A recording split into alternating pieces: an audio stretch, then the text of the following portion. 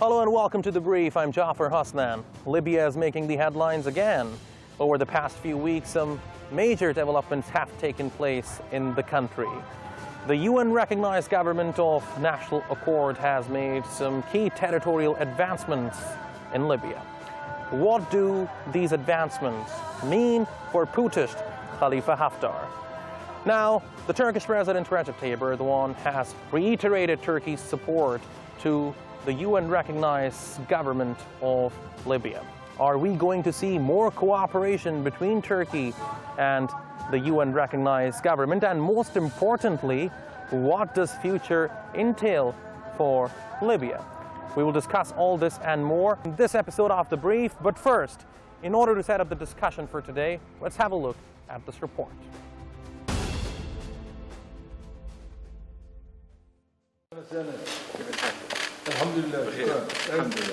The international legitimacy and legitimacy alone is the solid soil on which Turkey stands in achieving justice and stability in Libya against a person whose coup against that legitimacy has become his obsession and his approach, even if it is at the expense of his country's citizens.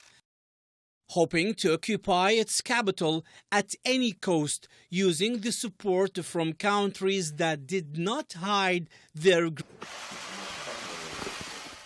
It's Russia, then, which would not easily give up on its ambitions in Libya. Moscow seems to want a divided country which would allow it to exert influence over at least some of the country's strategically important territories and energy resources. Turkey, meanwhile, defends Libya's territorial integrity and asserts the legitimate government should control the country in its entirety. The continuous Russian support to warlord Haftar against the legitimacy in Libya has been translated to the useless attempts by Haftar's spokesman, who confirmed on Monday that battles against legitimacy would continue despite the defeats. وعليه العمليات العسكرية مستمرة. And so the military operations continue. Last week, the Prime Minister of Libya's internationally recognized government, Fayez al-Sarraj, spoke at a news conference with the Turkish President Erdoğan in Ankara, warning of the countries which supported Haftar. ومن هنا أوجه كلمة أخيرة للدول الداعمة لهذا العدوان والتي ساهمت في قتل الليبيين وتدمير البلاد بأن رهانكم قد خسر وسنلحقكم قضائيا. وها أنتم قد ذقتم ويلات الهزيمة على أسوار طرابلس رغم ما دعمتم به مجرم الحرب من مال وعتاد. لذا كفوا أيديكم عنا وأتركوا الليبيين بسلام فالتاريخ لن يرحم. Yes, it is the history which will not forgive those who support a coup against the peaceful people of Libya, but rather it will commemorate the ones who stand with its ambitions and stability. Welcome back, and now joining us to discuss this further from London is Mr. Guma el-Gamaty. He is a Libyan academic and politician who heads the Tayyip party, and he's also one of the special envoy of the GNA. Thank you very much, Mr. Gamaty, for joining us on this episode of The Brief. First and foremost, Libya is making headlines again.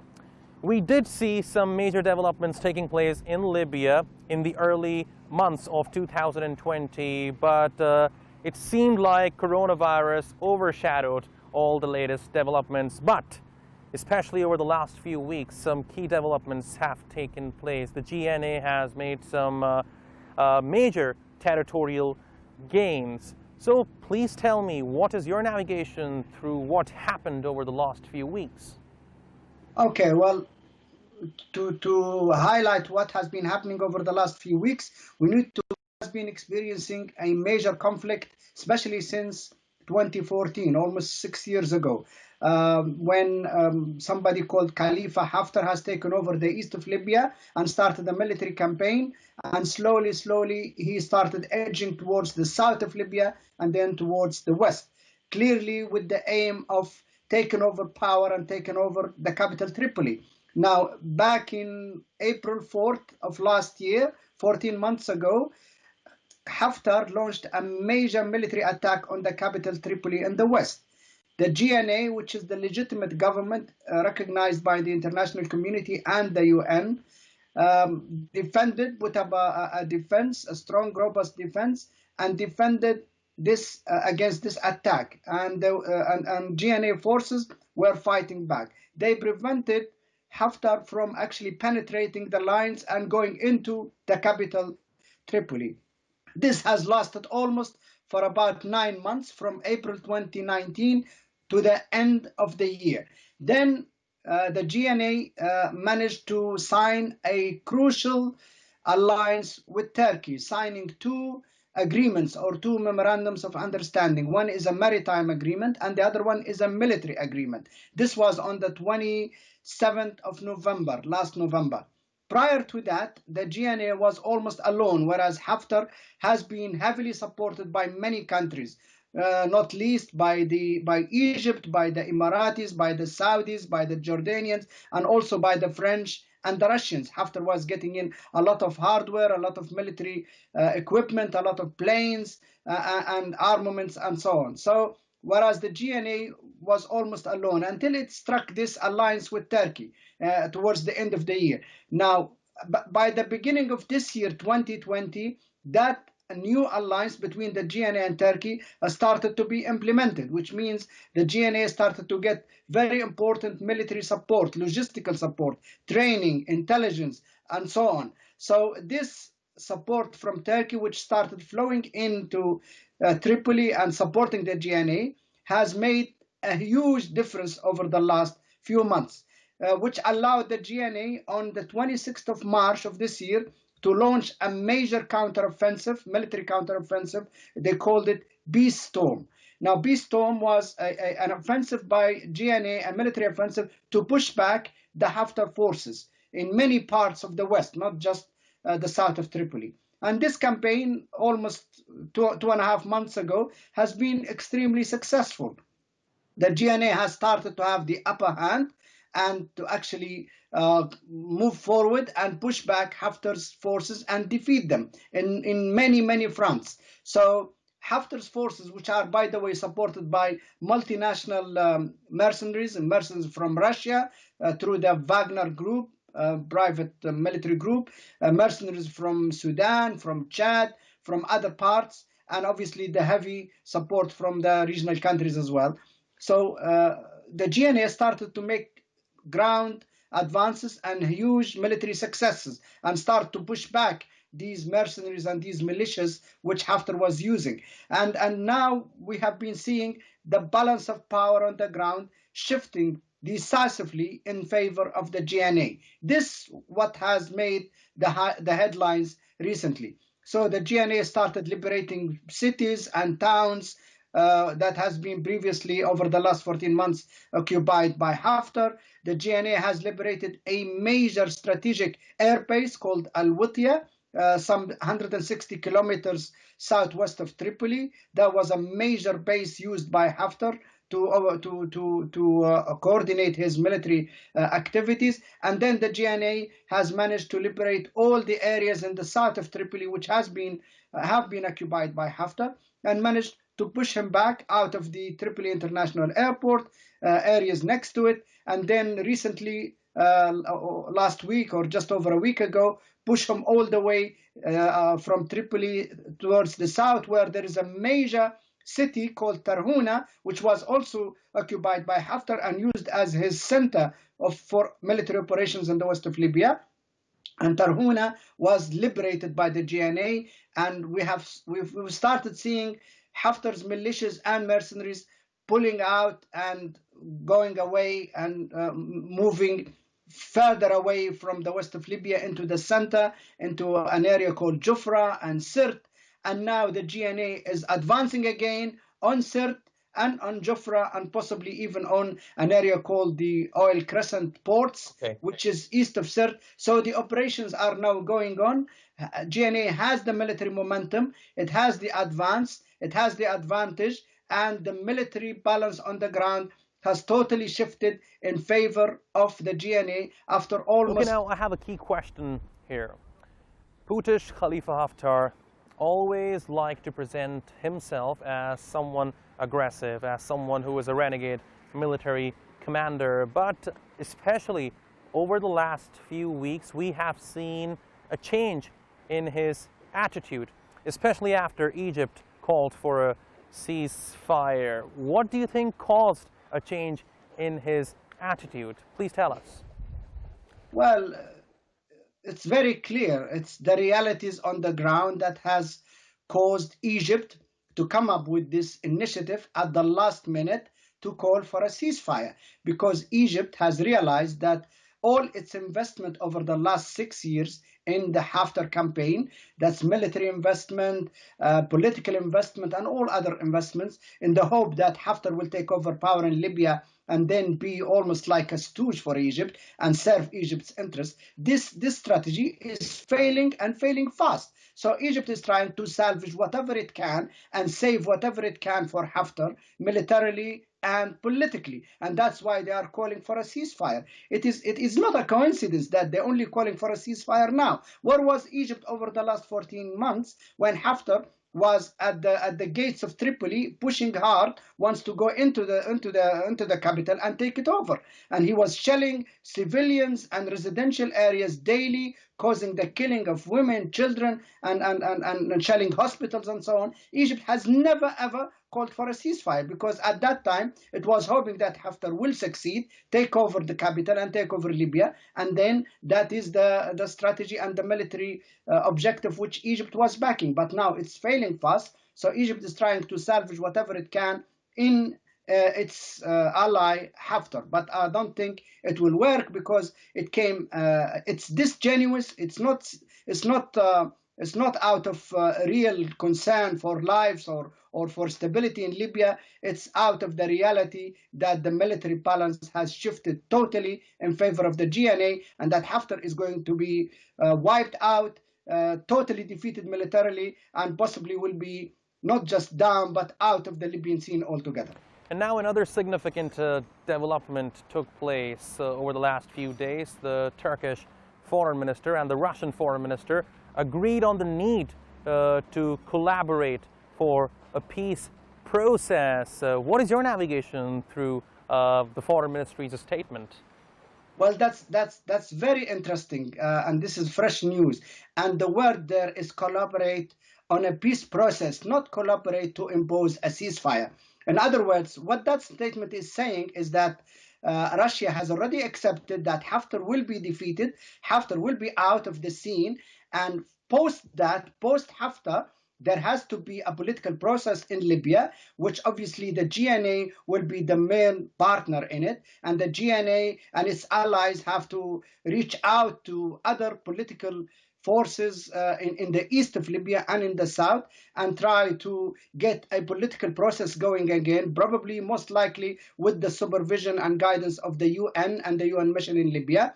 And Russia and Turkey want to support that process and give it all the chances, give it all the support it needs for it to have a good chance of success. I think that's a very interesting and very significant shift of diplomatic language, from the need to impose a ceasefire now to the need to support a political process as soon as war ends and there is a cessation of fighting, and that one side has totally dominated and to control and won outright.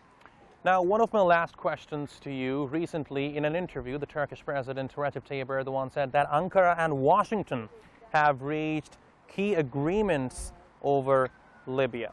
Now, you are part of the GNA. Please tell me, what is your analysis of those agreements, and how could those agreements possibly help Libya?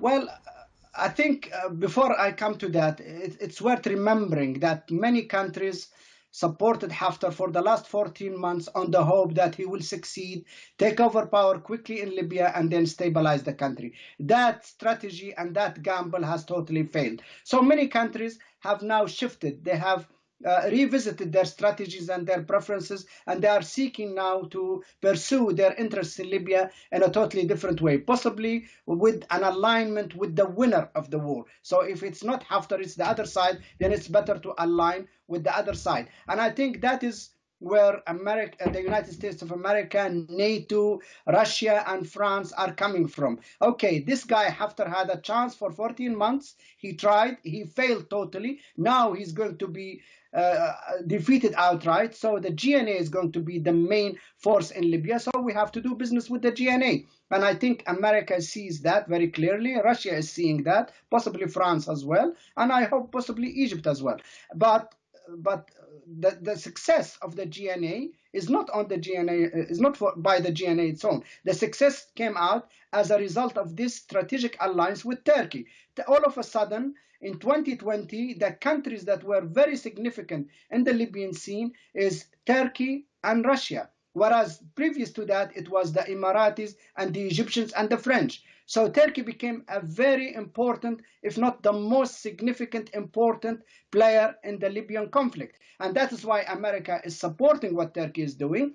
Then NATO is supporting what America is doing, because the Secretary General of NATO came out over 2 weeks ago and said that we cannot equate between the GNA, which is a legitimate government, and Haftar. And he said that we support what Turkey is doing. Turkey is an important member of NATO.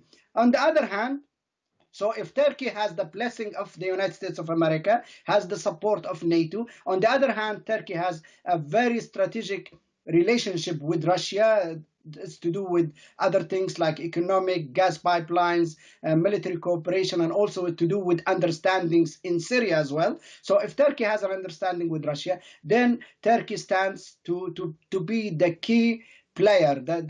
It has been the game changer, and it's going to be the key player dictating what's going to happen in Libya. And now, so what we understand from that is that Turkey enjoys the support of the United States. It supports enjoys the support of NATO, and it has a clear understanding with Russia. So where does that leave the others? It leaves the others on the sideline. They cannot do anything. Now, my last question to you here, and I'm sure you will agree with me on this. Turkey played a significant role in this whole process in Libya. So how would you evaluate Turkey's role, and how do you think Turkish President Recep Tayyip Erdoğan's diplomacy helped Libya? Well, I think Turkey in general as a country and the President Erdoğan,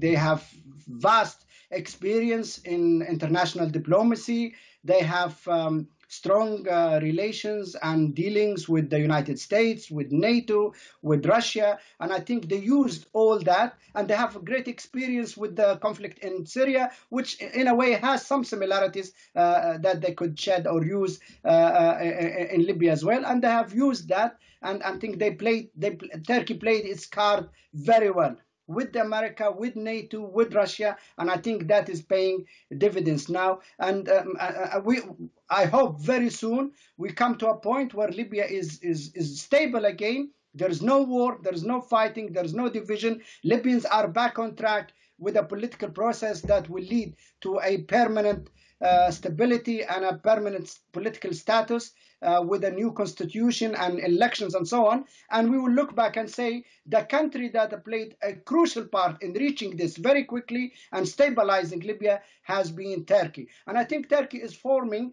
a strategic alliance with Libya that will go forward for many decades to come. That is my vision for a Libyan-Turkish alliance or relationship. It should be a strategic, comprehensive relationship and alliance that should be utilized for the benefit of Libya and Turkey for many decades to come.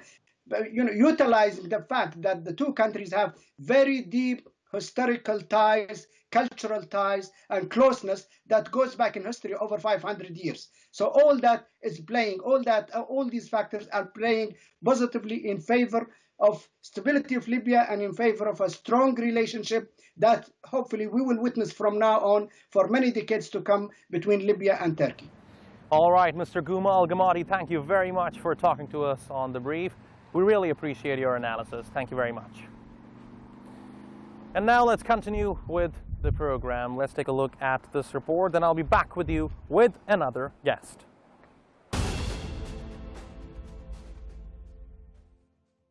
Burada bizim Türkiye Cumhuriyeti Devleti olarak, Türk Silahlı Kuvvetleri olarak Turkey's national defense minister said on Wednesday in an exclusive interview with A News that Libyan warlord Khalifa Haftar will certainly disappear if he loses support in the wake of multiple recent military defeats. Hafter orada kendi başına bir güç olarak çıkmadı ortaya. Bunun arkasındaki bir takım güçlerin kullandığı bir araç olarak orada bulunuyordu. Şimdi orada bunun yeteneğini, kabiliyetini, geleceğini gördüler ve dolayısıyla bu destek çekildikçe, bu destek azaldıkça, bu destek ortadan kaldıkça Hafter'in de orada kaybolacağı kesin. Hatta bazı rivayetlere göre, son teyide muhtaç bazı haberlere göre Hafter'in şu anda Libya dışında başka bir ülkede olduğuna dair de amacı belli olmamakla beraber bir takım haberlerde yine gelen haberler arasında yer alıyor. As Turkey stands against the putschist Haftar, it is aiding the Libyan government with military training, cooperation and advisors. Bizim Libyalı kardeşlerimize hatırlayacağınız üzere 500 yıla yakın bir tarihimiz var. Dolayısıyla bir ortak kültürden bahsediyoruz, ortak tarihten bahsediyoruz. Ve burada bir dayanışmadan bahsediyoruz. Ve dolayısıyla oradaki kardeşlerimizin problemlerine bizim bilgihane kalmamız mümkün değildi. Turkey has long decried the illegal support given to Haftar by countries such as Egypt and the United Arab Emirates.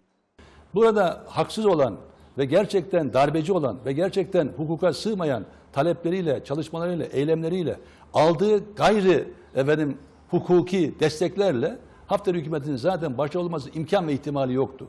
Dolayısıyla onların başka çıkış yolu yok. Libya's new government was founded in 2015 under a political deal led by the United Nations following the ouster of late ruler Muammar Gaddafi in 2011. The Libyan army has made significant military gains against Haftar's militias in recent days, capturing all the country's western cities near the Tunisian border. Libya's internationally recognized government has been under attack by Haftar's forces since April 2019, with more than 1,000 killed in the violence.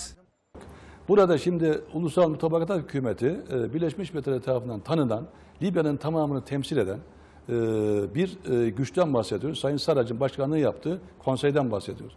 Bizim de bütün münasebetlerimiz bu. Ve Hafter tarafı İstanbul'da zaten yoktu. Moskova'da kaçtı, Berlin'de kaçtı. Hala kaçmaya devam ediyor. Cenevre'den kaçtı. All right, welcome back. And now joining us to discuss this further is Mr. Abdulkadir Assad. He's a columnist at Libya Observer. Abdulkadir, thank you very much for joining us on this episode of The Brief. Let me start by asking you, Libya has been in turmoil for the past few years. But would you agree with me that the situation is getting under control now? Actually, yes, I agree that it has been like a tumultuous couple or more, 4 years or something since 2014 when Haftar appeared on the surface.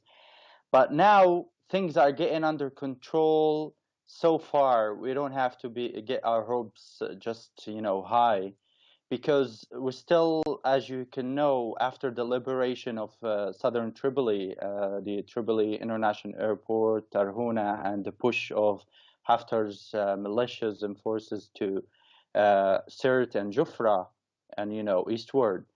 Now what we know is that Haftar is using the air force and the Russian MiG aircraft to carry out a counterattack on the GNA forces that are positioned just a few kilometers outside Sirte.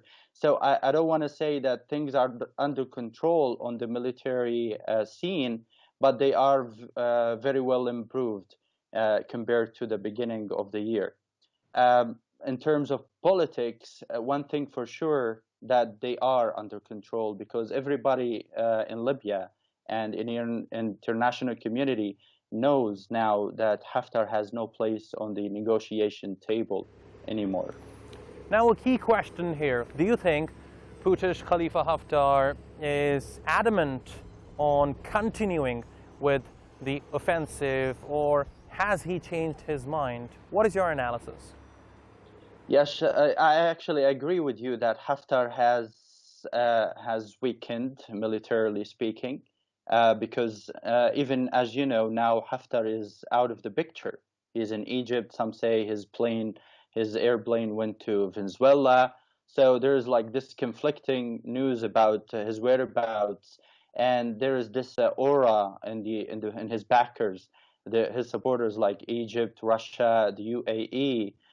All of them, they have shifted their rhetoric, and they started talking about political settlement and ceasefire and stuff like that. So Haftar actually has lost his grip on the situation on the ground. Now he is going to do what he's going to be told.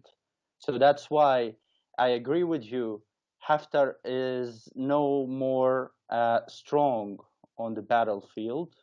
Maybe he will try to find himself a place under, behind the picture, behind a new political player from the eastern region. But he himself is going to have no place, I think, neither militarily nor politically. And this is clear from actually the Egyptian and UAE and Russian stances about him. Even the US actually, it seems that it has abandoned him. Turkish President Recep Tayyip Erdoğan talked to US President Trump yesterday, and he said that they have agreed on some issues, and Haftar is no longer going to be in the picture, paraphrasing what he said. So yes, Haftar has lost his grip on the battlefield. All right, my last question to you here. What do you think will happen next in light of the recent developments? Where do you see the future of Libya? Well, actually, this is going to be determined just right after the GNA military operations end and draw the line. Now, as you can see, they are just outside Sirte. Now, the idea is to retake Sirte from Haftar's forces, and of course, there are so many Russian Wagner group inside Sirte, and then push a little bit ahead to Al-Jaffar air base, and then draw the line so that also the oil fields and the oil crescent region can be liberated from Haftar's militias, so that the line can be drawn. Afterwards, I can see a very fruitful political process that can include anyone who is willing to participate in the building of a civilian state, either from the eastern region, southern region, western region, but of course not bloodthirsty,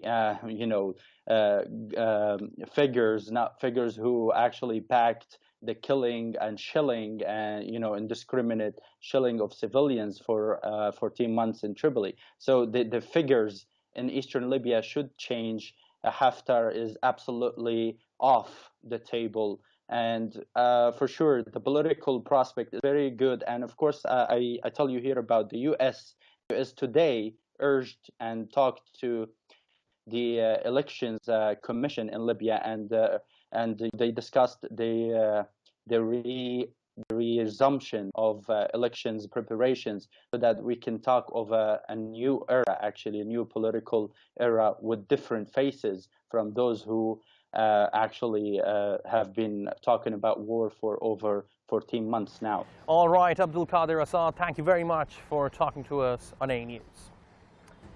And now this brings us to the end of another episode of The Brief. I'm Jaffar Hasnain, and I'll be back with you with another episode very soon. Till then, take very good care of yourselves.